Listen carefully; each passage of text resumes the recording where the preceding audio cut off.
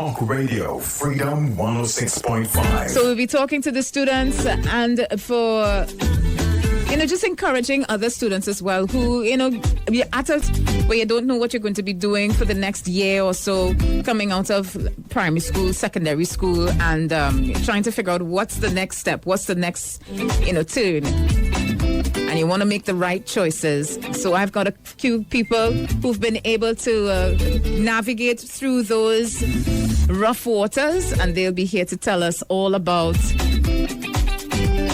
how they got to do it. Also, I've got Mr. Eli Levine, Assistant Public Affairs Officer from the U.S. Embassy, Port of Spain, joining us as well.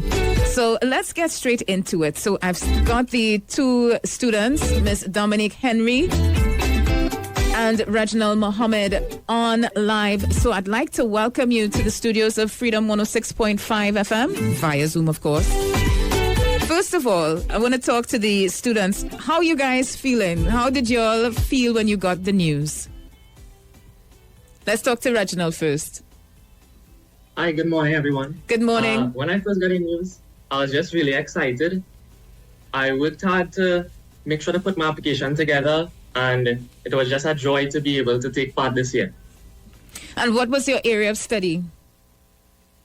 So right now in school, I just finished my CSEC exams. So in terms of the STEM, I did mathematics, additional mathematics, chemistry, physics, and biology.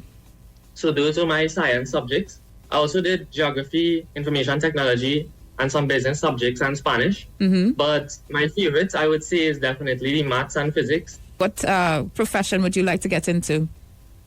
Right. So after, this camp, I'll be starting the CAPE. So I'm looking forward to doing pure maths, applied maths, and physics.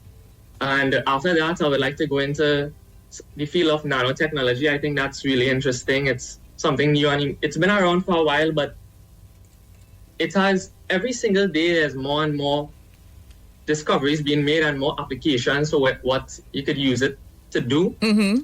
Recently, I've been looking at how it's being used in vaccines and the treatment of cancer, more research on that. And, that's a big thing in our country and the world. So I would like to go into that field and try to make a difference for my country and the world at large.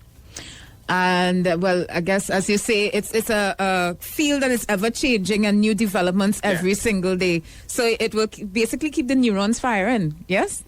Correct, that's correct. Yeah. Every day will be a new challenge, I would say. And it will be great to apply it. Probably you'll be the Trinidadian that solves the cancer case. I don't want to say cure, but, tentatively. So congratulations to you. Let's introduce Ms. Dominique Henry. Good morning to you. How are you? Good morning. I'm doing well. I hope you're having a good morning as well. So how you felt when you received the news that you are a scholarship recipient? I think I screamed from excitement. I'm happy. And what were your subjects that you studied? I studied as CSEC, AdMaths, all three sciences, biology, chemistry, physics, English standard English and maths, technical drawing, and food and nutrition. At CAPE, Unit 1, I studied food and nutrition, all three sciences, plus compulsory communication studies. Unit 2, I kind of dropped foods and stayed with my core three science subjects. And what do you plan to do with, after the NIHERST camp, what do you plan to do? What is your area of study? Medicine. I'm obsessed with the medical field right now. Mm-hmm. I applied to go to Mona and actually St. Augustine for medicine, but I also applied for biomedical engineering as well. I just love the medical field. I think I would love to go and help as many people as I can. Mm-hmm. My plan, if I get into medical school, go into surgery, hopefully neurosurgery. That's something I'm very interested in, and I think it can help a lot of people in that field. Here.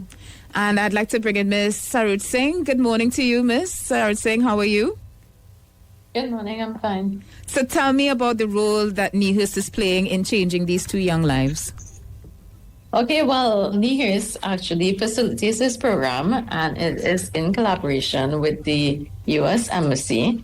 and it provides an environment for learning about science, technology, education, and math. We hope that it will ignite their creativity and develop 21st century skills. And how did the selection process happen? Probably I can bring in Mr. Levine here.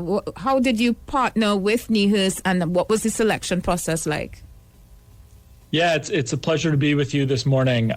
It was an incredibly competitive selection process. We had literally hundreds of incredibly talented and smart students from across Trinidad and Tobago apply.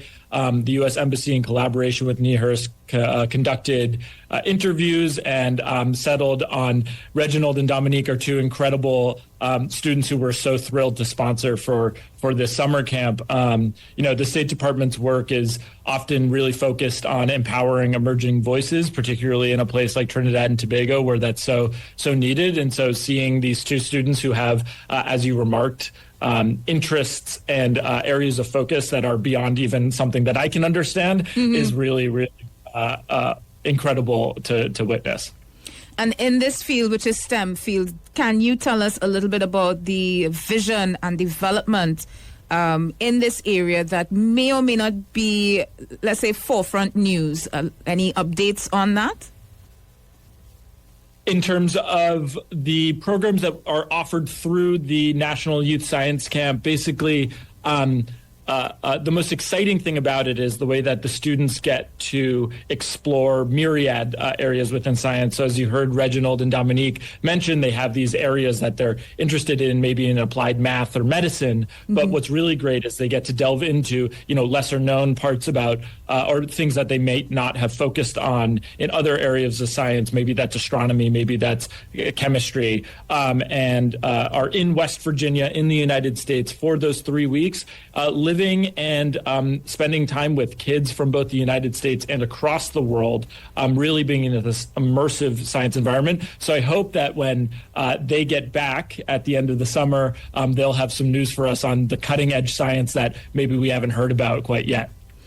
And Ms. Sarjusingh, in terms of NIHERST and how Trinidad is positioned, what developments would NIHERST have moving forward with these types of programs? Okay, well, actually, NIHERST facilitates programs like the NYSC to foster a nation that applies scientific, technological, and innovative solutions through STEM education. And through these programs, we hope to inspire some kind of lifelong engagement and leadership in science and technology. I know that NIHERST puts on many programs for young people as well, to just get them inspired by science. Can you tell us a little bit more about those programs? Yes, well, actually, NIHERST has a calendar of events designed to inculcate curiosity and creativity of our youths. And we have a July-August vacation camp open to all primary and secondary school students. So you can feel free to tune in to our social media pages and website at nihirst.gov.tt for more info.